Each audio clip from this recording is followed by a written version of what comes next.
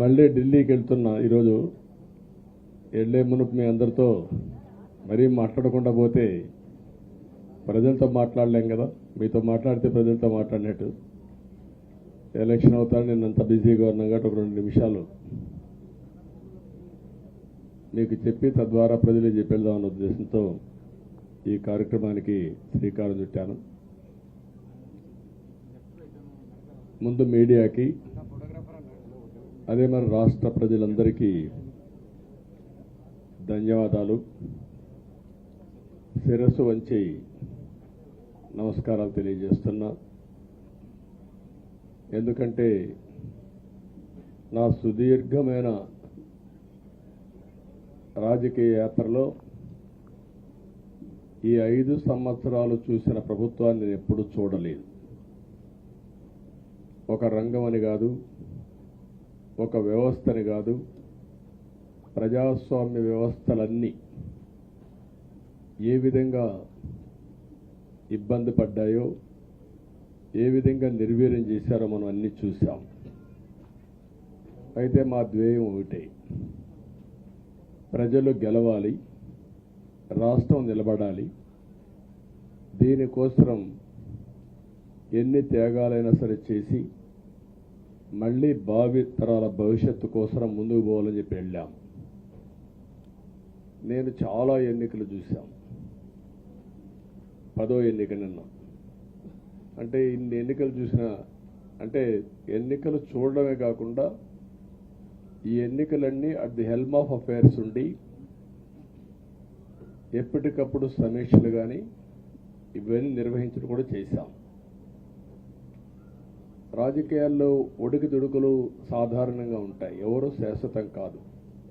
దేశం శాశ్వతం, ప్రజాస్వామ్యం శాశ్వతం, రాజకీయ పార్టీలు శాశ్వతం, అధికారం అశాశ్వతం. రాజకీయ పార్టీలు కూడా సక్రమంగా ఉంటే మళ్ళీ ప్రజలు ఆదరిస్తారు. లేకపోతే రాజకీయ పార్టీలు కూడా చాలా పార్టీలు కనుమరుగైపోయినాయి. వ్యక్తులు కనుమరుగైపోయారు, రాజకీయ పార్టీలు కనుమరుగైపోతాయి. కానీ ఇంత హిస్టారికల్ ఎలక్షన్ నేను ఎప్పుడు చూడలా. నా జీవితంలో చాలా ఎలక్షన్స్ ఫేస్ చేస్తే కానీ వేవ్ కనపడేది, వ్యతిరేకత కనపడేది. కానీ ఈ ఎలక్షన్లో ఎక్కడో అమెరికాలో ఉండే వ్యక్తి ఒక 5 లక్షలు 10 లక్షలు ఖర్చు పెట్టుకొని నేను రావాలి, ఓటేయాలి, రాష్ట్రం నిలబడాలి, ప్రజలు గెలవాలి అనే ఆవేదనతో వచ్చారు. ఎక్కడో పక్క రాష్ట్రాల్లో ఎక్కడో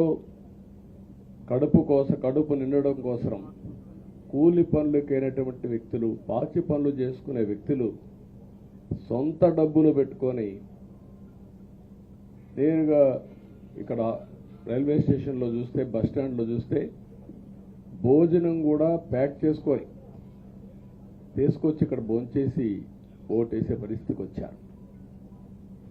ఈ కమిట్మెంట్ని ఏ విధంగా వర్ణించాలో నాకైతే అర్థం కాదు. ఏ విధంగా వాళ్ళని అభినందించాలో కూడా అర్థం కాని పరిస్థితి. అనేక ఎన్నికల్లో అనేక అనుభూతులు చూశాం. కానీ మేము అన్ని ఎన్నికల కంటే ఇది ఒక తెలుగుదేశం పార్టీ చరిత్రలో, ఆంధ్రప్రదేశ్ రాష్ట్ర ప్రజల చరిత్రలో సువర్ణాక్షరాలతో లిఖించదగ్గ ఎన్నిక. ఇది ఒక హిస్టారికల్ ఎన్నిక.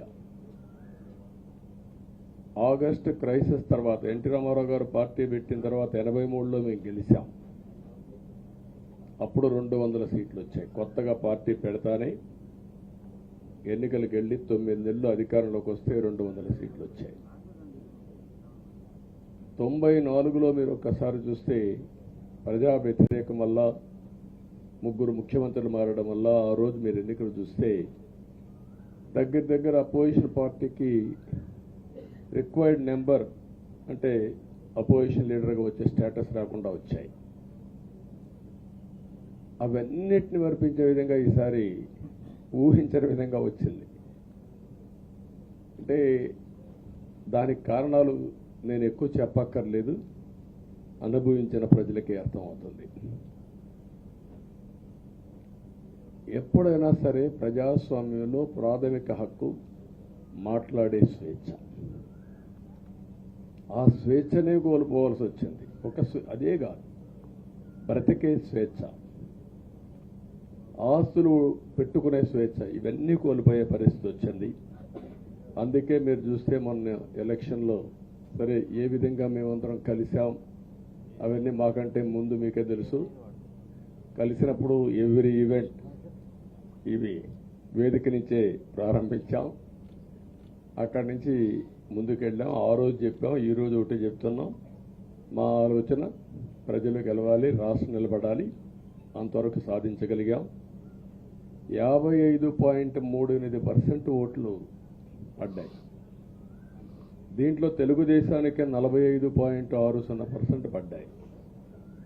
వైసీపీకి 39.37% పడ్డాయి.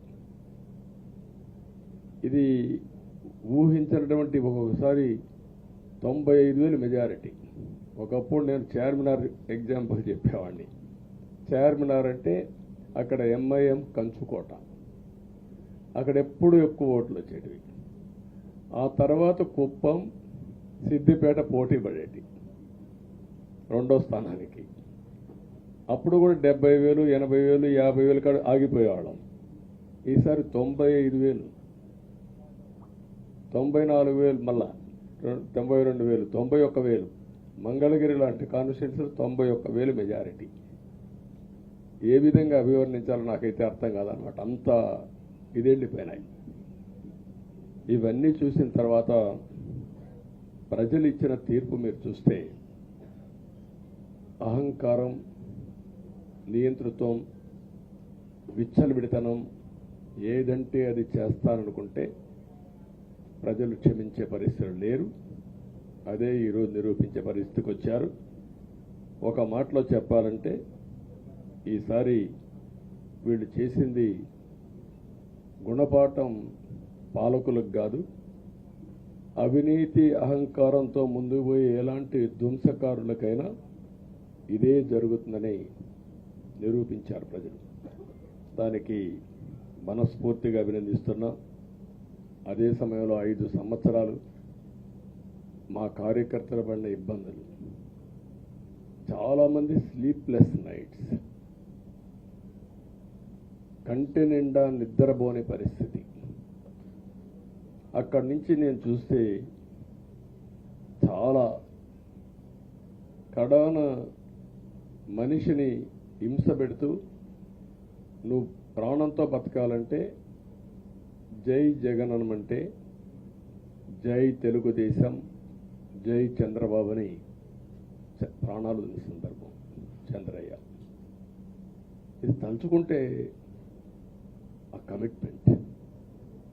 ఆ కమిట్మెంటే, ఆ త్యాగాల ఫలితమే ఈరోజు ప్రజాస్వామ్యాన్ని కాపాడుకోగలిగాం. ఒక మా కార్యకర్తలకే కాదు, మీడియా 5 ఏళ్ళు మీరు పడిన ఇబ్బందులు, మీరు కోర్టుల చుట్టూరు తిరిగిన ఇది, మిమ్మల్ని సిబిసిఐడి ఆఫీసులో పెట్టి వేధించిన విధానం, అవి తలుచుకుంటే ప్రజాస్వామ్యమే సిగ్గుతో తలంచుకోవాలి. అలాంటి సంఘటనలు జరిగాయి. మేనేజ్మెంట్ని ఒకరినని కాదు, ఎవరినైనా పట్టుకురావచ్చు, ఏదైనా చేయొచ్చు అనే ధీమా వచ్చేసి ఇష్టానుసారంగా ప్రవర్తించే పరిస్థితికి వచ్చారు. అదే సమయంలో ప్రజల మీద, మా పార్టీ మీద సరే, ఈవెన్ జనసేన పవన్ కళ్యాణ్, ఆయనకు కూడా స్వేచ్ఛ లేదు.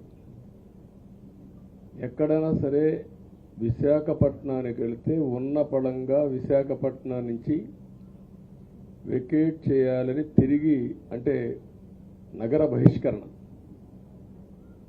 ఒక నాయకుడిని నగర బహిష్కరణ చేస్తే కారణం చెప్పకుండా ఇంకా వేరే వాళ్ళ కథ ఏముంటుందో మనం ఆలోచించుకోవాల్సిన అవసరం ఉంది.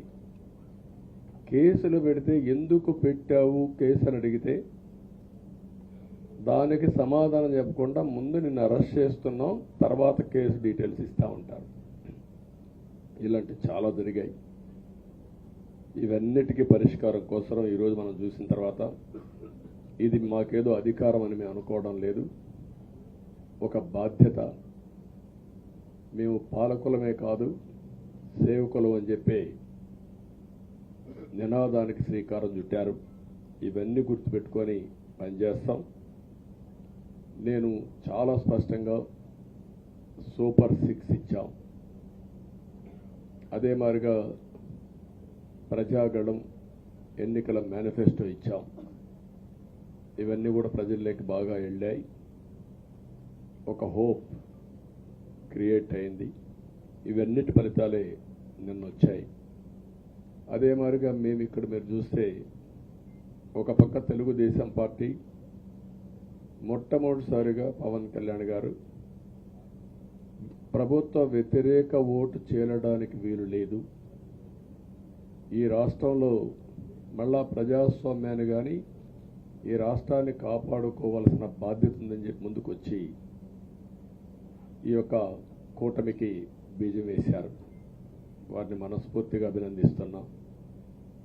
ఆ తర్వాత బీజేపీ కూడా ఈ కూటమిలో భాగస్వాములయ్యి ముగ్గురం కూడా మీరు ఒక్కసారి ఆలోచిస్తే ఒకరు ఎక్కువ ఒకరు తక్కువ కాకుండా ముగ్గురం కలిసి పనిచేశాం.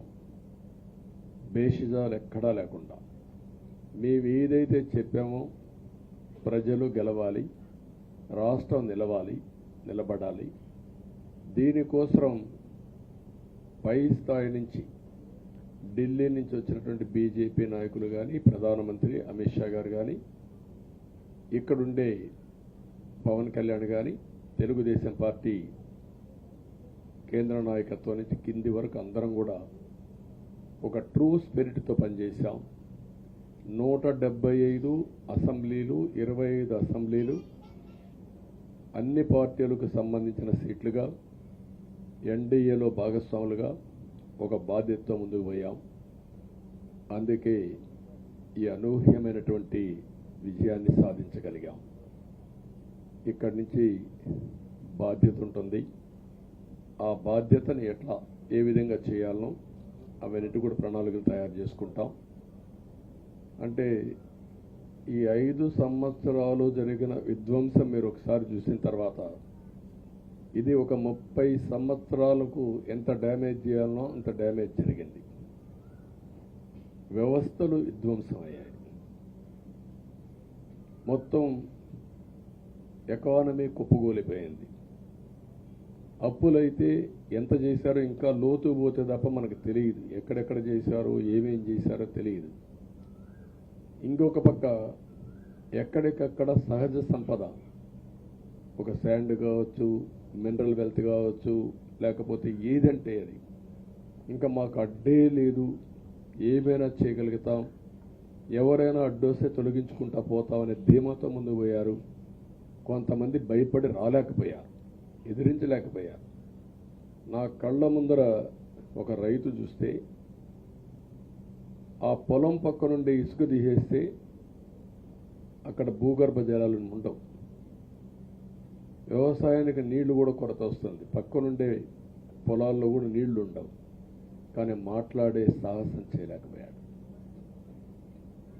ఆయన కళ్ళ ముందర ఆయన పొలంలో మట్టి తీసుకుపోతా ఉంటే ఎదిరించలేని నిస్సహాయ స్థితికి వచ్చాడు.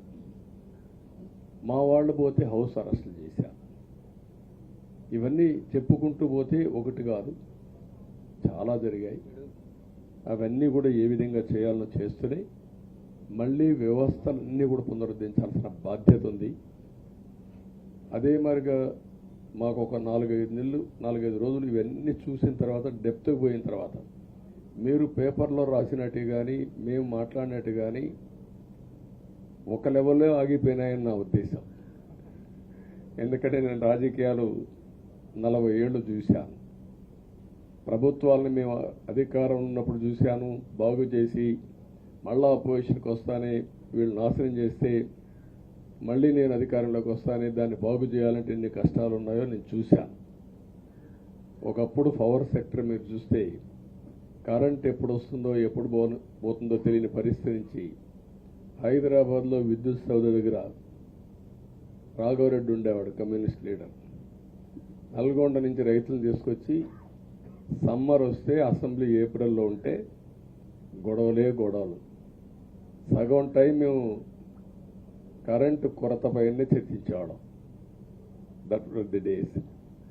అలాంటిది నేను 1999 నుంచి పవర్ సెక్టర్ రిఫార్మ్స్ తీసుకొచ్చి 2004కి సర్ప్లస్ బాధ్యతతో క్వాలిటీ పవర్ ఇవ్వడం మొదలుపెట్టాం. 2014కు మళ్ళీ 22 మిలియన్ యూనిట్లు ఆంధ్రప్రదేశ్లో కొరత కరెంటు, వ్యవస్థలన్నీ నిర్వీర్యం అయిపోయినాయి. తర్వాత మళ్ళీ సెట్ చేసి 2 నెలలు 3 నెలలు కరెంటు కొరత లేకుండా చేసి వ్యవస్థలన్నీ పటిష్టంగా చేసి సోలార్ విండ్ తీసుకొచ్చి కాస్ట్ తగ్గిస్తే ఇప్పుడు మీరు చూశారు ఎంత పవర్ ఛార్జెస్ పెంచారు. 9 సార్లు పెంచారు. ఎందుకు పెంచారో నోబడీ నోస్. దానికి రీజనే లేదు. ఇప్పుడు ఎక్కడుందో దాన్ని ఎత్తుక్కుంటే ఎంత లోతు పోయిందో కూడా తెలియదు. దాన్ని ఏ విధంగా రిపేర్ చేయాలి, ఎంత డబ్బులు తెచ్చారు, ఏ పేరుతో తెచ్చారు, అవన్నీ ఒక వ్యవస్థను కాదు, సంబంధం లేని వ్యవస్థతో డబ్బులు తీసుకొచ్చి సంబంధం లేని డిపార్ట్మెంట్కి ఇచ్చారు. ఇలాంటి చాలా ఉన్నాయి. అవన్నీ ఇన్ కోర్స్ ఆఫ్ టైం మీకు కూడా చెప్తాం. అల్టిమేట్గా ఇదేదో మేము అధికారం అంటే జుబిలియంట్గా బ్రహ్మాండంగా ఉందనుకోవడానికి కాదు. ఒక బాధ్యతతో మా మీద ఎంత నమ్మకం పెట్టుకున్నారో ఈ ప్రజల్ని మళ్ళీ ఒక దారి చూపించే మార్గం మేము చూపిస్తాం. ఇంకొక పక్కన మీరు ఒకసారి ఆలోచిస్తే ఇదే అసెంబ్లీలో నాకు, మా కుటుంబానికి, మా మిస్సెస్కి జరిగినటువంటి అవమానానికి నా జీవితంలో ఎప్పుడూ బాధపడలాం. నా మీద బాంబులతో దాడి చేసినప్పుడు కూడా వీరోచితంగా ఎదుర్కొన్నాం. 2003 సెప్టెంబర్, అక్టోబర్ నాకు ఇప్పటి కూడా జ్ఞాపకం. ఆ రోజు నా మీద బాంబులు చేసినప్పుడు చాలా ఒక ప్యానిక్ రియాక్షన్లో కూడా నేను భయపడలేదు. అలాంటి వ్యక్తిని మీరు చూస్తే అది ఆ సంఘటన చూసిన తర్వాత ఇలాంటి గౌరవ సభలో ఉండడం కరెక్ట్ కాదని అసెంబ్లీలో చెప్పి దానికి కూడా మైక్ ఇవ్వకపోతే చెప్పేసి బయట వచ్చి ప్రెస్ కాన్ఫరెన్స్ చెప్పి అనౌన్స్ చేశాం. మళ్ళీ క్షేత్రస్థాయిలో గెలిచి అసెంబ్లీని గౌరవ సభ చేసి అసెంబ్లీకి ఎంటర్ అవుతానని చెప్పాను. నేను ఏదైతే ఆ రోజు ఒక ప్రతిజ్ఞ చేశానో దాన్ని నిజం చేయడానికి ప్రజలు సహకరించారు. మామూలుగా సహకారం కాదని. నేను ఇన్ని సంవత్సరాలు చాలాసార్లు చాలా ఎలక్షన్లో గెలిచాం, కొన్ని ఎలక్షన్లో ఓడిపోయాం. ఎలక్షన్లో ఓడిపోయినప్పుడు నేను ఎప్పుడూ కుంగిపోలేదు. ఎలక్షన్లో గెలిచిన తర్వాత గంతులేయలేదు. నిబ్బరంగా ఓడిపోయినప్పుడు ఒక బాధ్యత ప్రతిపక్షంలో ఉండి పనిచేయాలి, గెలిపించినప్పుడు ఒక బాధ్యత ప్రజలకు మెరుగైన సేవలు అందించి వాళ్ళని ముందుకు తీసుకుపోవాలని ప్రయత్నం చేశాం. ఎప్పుడూ ప్రజాపక్షానే ఉన్నాం. అలాంటిది జరిగిన తర్వాత ఈరోజు మళ్ళీ ఇదే అసెంబ్లీకి నేను ఏదైతే చెప్పానో అది చేసి వెళ్ళడం అనేది ఒక తృప్తి, ఒక గౌరవం. ఆ గౌరవాన్ని నిలబెట్టిన ప్రజలను కూడా మనస్ఫూర్తిగా అభినందిస్తూ మీ రుణం తీర్చుకుంటాం. ఏ విధంగా పనిచేయాలో పనిచేస్తాం. మీ ఎక్స్పెక్టేషన్స్ ప్రకారం పనిచేసి అయితే ఎప్పటికప్పుడు మీరందరూ కూడా మేము ఓటేసాం, మా పని అయిపోయింది, ఇంకా మీరు చూసుకోండి కాకుండా ఎప్పటికప్పుడు మమ్మల్ని నడిపించే బాధ్యత, మాకు సహకరించే బాధ్యత, మళ్ళీ రాష్ట్రంలో ఉండే ప్రజలందరం బాగుపడాలంటే ఏం చేయాలో మేము చేసినప్పుడు ఎప్పటికప్పుడు ఫీడ్బ్యాక్ ఇచ్చి నడిపించే బాధ్యత తీసుకోవాల్సిందిగా వారిని కోరుతున్నా. పవన్ కళ్యాణ్ గారిని మనస్ఫూర్తిగా అభినందిస్తున్నా. అదే మరి బీజేపీ అగ్రనాయకత్వాన్ని నరేంద్ర మోడీ గారిని, అమిత్ షా గారిని, ఇక్కడికి వచ్చిన అబ్జర్వర్స్ని, ఇక్కడుండే పార్టీ అధ్యక్షురాలైనటువంటి పురంధేశ్వరి గారిని మనస్ఫూర్తిగా అభినందిస్తున్నా. వీళ్ళందరూ కూడా ఏదైతే ఒక స్ఫూర్తిని తీసుకున్నామో ఆ స్ఫూర్తితో టోటల్గా ప్రతి ఒక్క కార్యకర్త సిన్సియర్గా పనిచేయడానికి ఏ అభ్యర్థి ఉన్నా తమ అభ్యర్థిగా పాటించి బ్రహ్మాండంగా పనిచేశారు. వాళ్ళందరినీ అభినందిస్తున్నా. ఈరోజు మా విజయం మూడు పార్టీల కార్యకర్తల సమిష్టి కృషి. వారందరినీ అభినందిస్తూ ఈరోజు ఢిల్లీకి పోయి వచ్చిన తర్వాత ఒకసారి మళ్ళీ ఇవన్నీ ఎప్పటికప్పుడు సమీక్ష చేసుకుంటూ ముందుకు పోతామని చెప్పి తెలియజేసుకుంటూ మరొక్కసారి మీ అందరికీ అభినందనలు, ధన్యవాదాలు. థ్యాంక్ యూ అన్న.